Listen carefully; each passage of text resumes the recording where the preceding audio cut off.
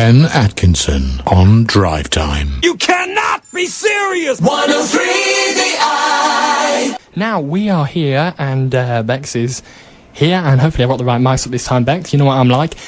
We're talking to MP for Melton and Rutland, Mr. Alan Duncan. So, Bex, go. Off you go. Hello, Alan Duncan. Can you hear us? Good afternoon, good evening. Nice to be back again at 103 The Eye.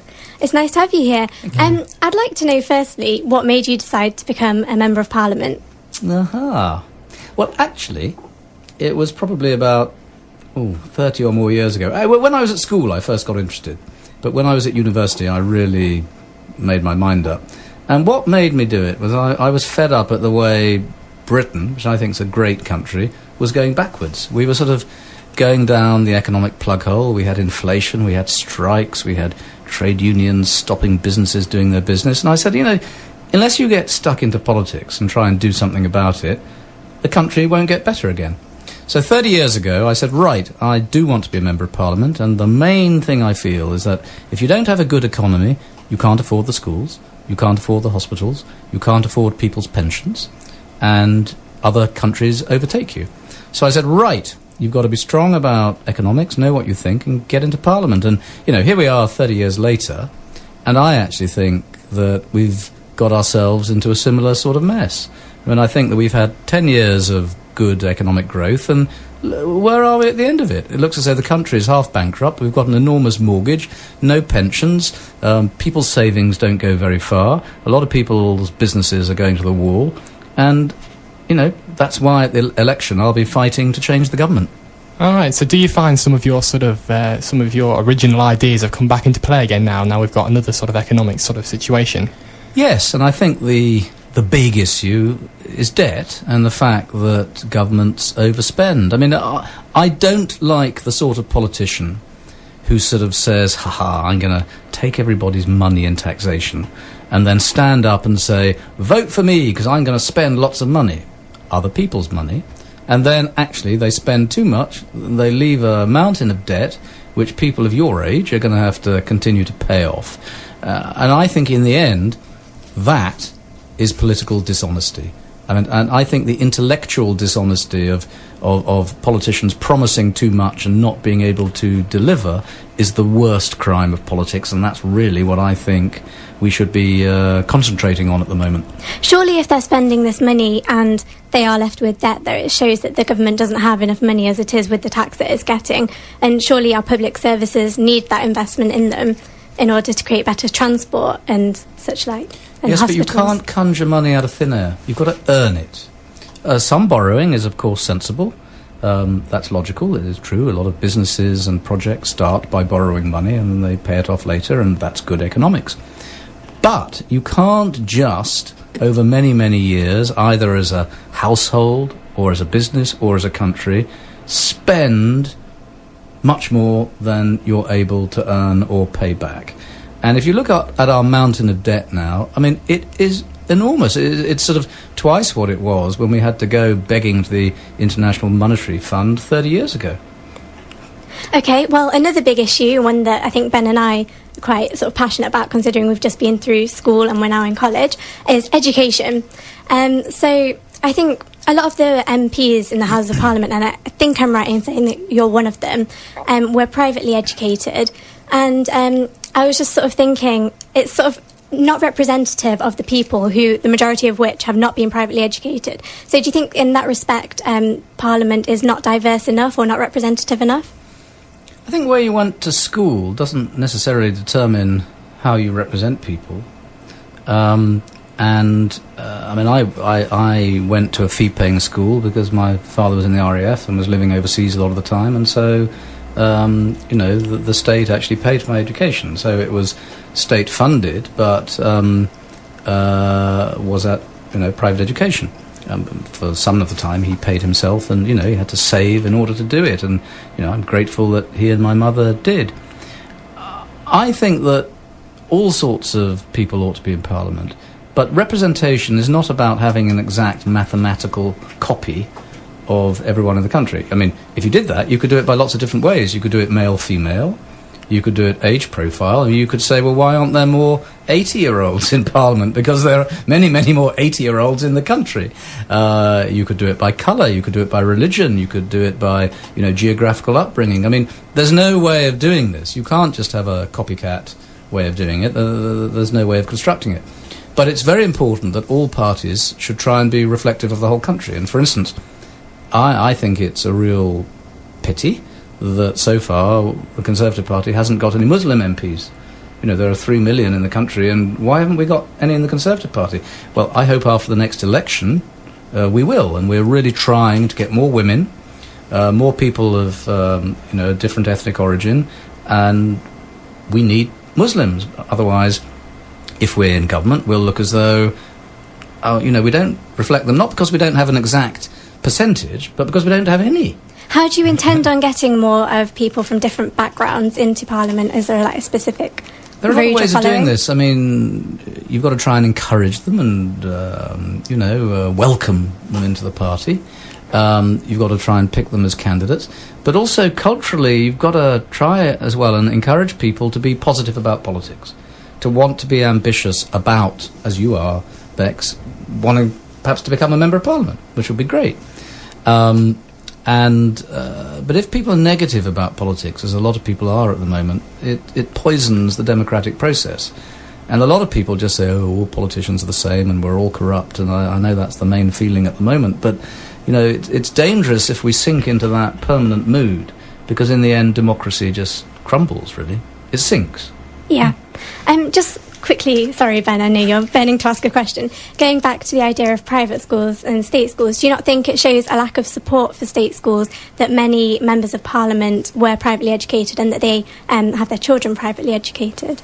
No, I don't think that's the point. I mean, I think that we want a thriving state school sector. But you can't. The solution to that is not just to say, we don't want private schools anymore. I mean, people have to be free to do what they want. Parents should be free to spend their own money on their children's education. And perhaps what it does is highlight some of the things we need to do in state education to try and get them up to a similar standard. I mean, there are some very, very good state schools, but there are some very poor ones.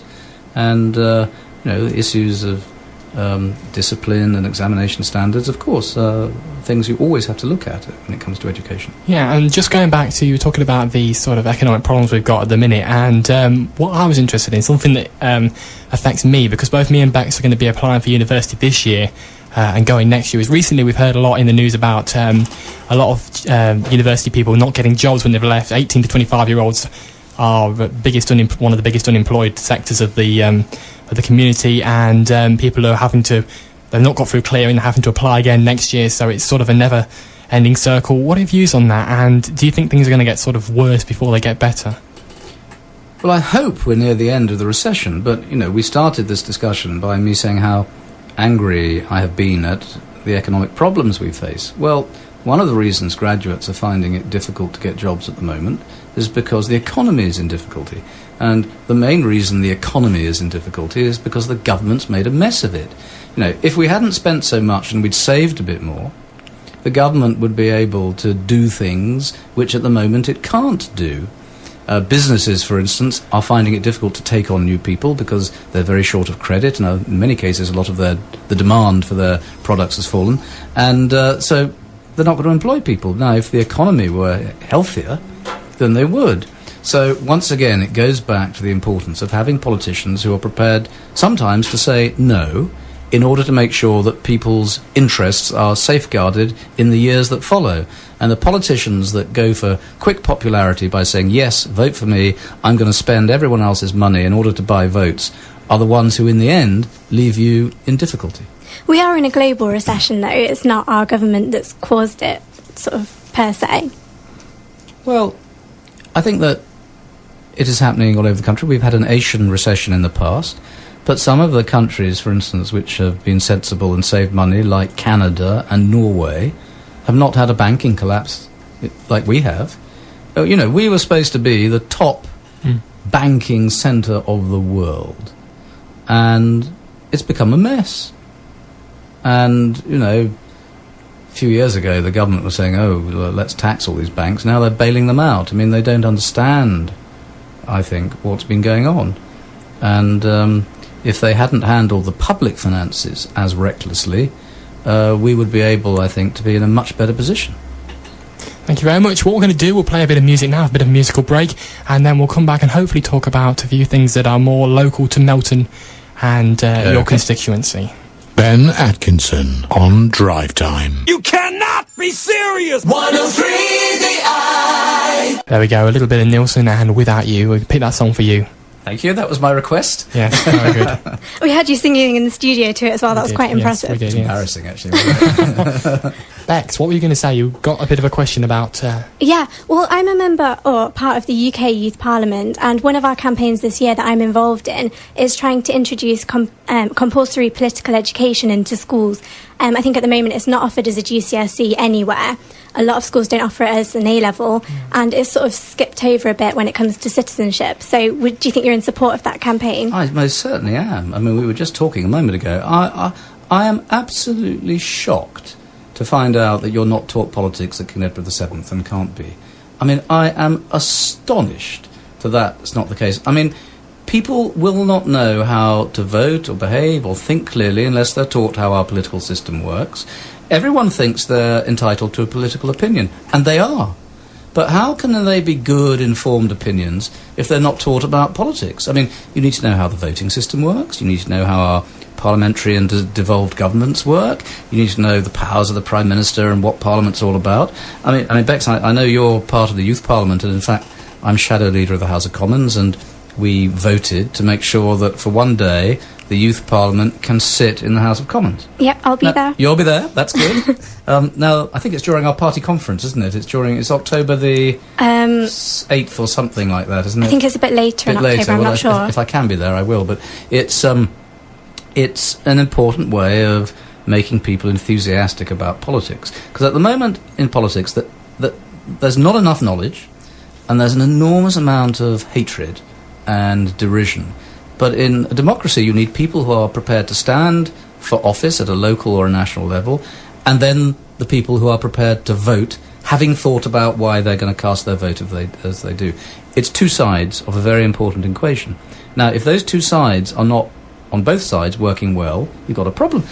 And if you don't have education in schools, how on earth are people going to learn about politics? I mean, let's not get this wrong. People are taught how the voting system and that sort of thing, haven't you, at your school? Well, at our school, we spent 2 years of GCSE, 2 years of GCSE as a course doing the citizenship, and part of that, a large part of that, was the voting system and the things you've just been saying. But you can't do political theory or political... Can you do politics A-level? No, we can't do an actual course of politics, no. Yeah, it's not offered at my school, so I've had to teach myself. It's put into sort of citizenship and voting system and all that kind of thing, but nothing specific to politics. Not a bit of, you're not taught about the difference between, say, socialism and capitalism and I don't think political theory teachers like that. don't like to talk on sort of those sort of topics in case they're sort of putting one view across that could sort of influence children. But good teachers keep their own views to themselves, and they excite you to find out what your own views are. Personally, I know that all that kind of thing, because we did it in history, but, we're not actually got a specific subject that is politics, and it does what it says in the tin. I think that's a pity.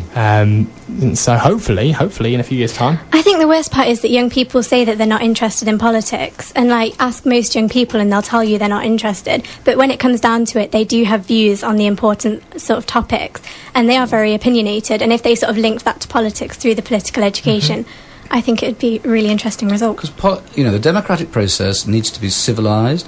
People should be able to argue with each other and then shake hands afterwards, or go and have a drink. At the moment, it's becoming very coarse, very rude, and I think we've got problems about the way we discuss politics in this country, and we need to lift it to a higher level. Okay, now we're going to go for something a little bit more close to home and about Melton and the Vale and the local area. And this is a thing that a lot of people have been saying to me that would be a good thing to talk about, and it's sort of the bypass and the proposed bypass for Melton. And I know recently there was a planning application submitted for a showground on the airfield just behind us here, and that was declined. But I think a lot of people have said to me, and this is my view as well, that that could have been very good for Melton, because it would have provided a sort of a base for lots of events, sort of like Newark's got, and it would have perhaps paid for part of a bypass, and then you could put your houses on another side of Melton and continue the bypass. I mean, what are your views on that sort of... Well, put it this way, we need a bypass. Yes. I mean, I'd like a whole ring road. I'd like it to go all the way around Melton, because, I mean, put simply, Melton is being choked to death. And if all the through traffic can go around instead of through Melton, more people will actually want to come into Melton to stop and spend their money and shop, and then you get better shops, and so it goes on. Probably we're only going to get half the bypass to start with, but you know, we've got to keep pushing for a big one, because it's killing the town in many ways. Things like a showground or housing are, of course, a matter for the council. Mm-hmm. They have to make these decisions on proper planning grounds. You have to appreciate, if you were taught politics at school, as I know you understand, there are different layers of authority. Members of Parliament make the law and become ministers and hold the government to account.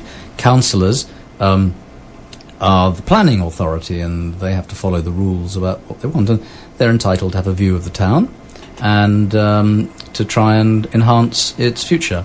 So I haven't gone into all the details of the showground issue, but you know, we've got a very good set of councillors in Melton, I think. They work very hard, they don't get much thanks, and I sometimes think that, you know, MPs sometimes are not appreciated, but, you know, councillors need to be appreciated too.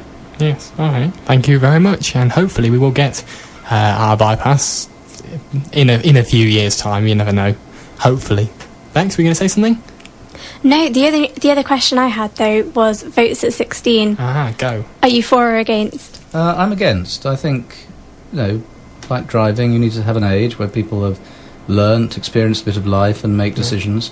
Do you not think that political education in schools sort of would prepare people for voting at 16 if it were introduced? No, I think 18 is right, and that's my view. Yeah, so let me put this in here. I don't think that I would have been mature enough to vote at 16, personally.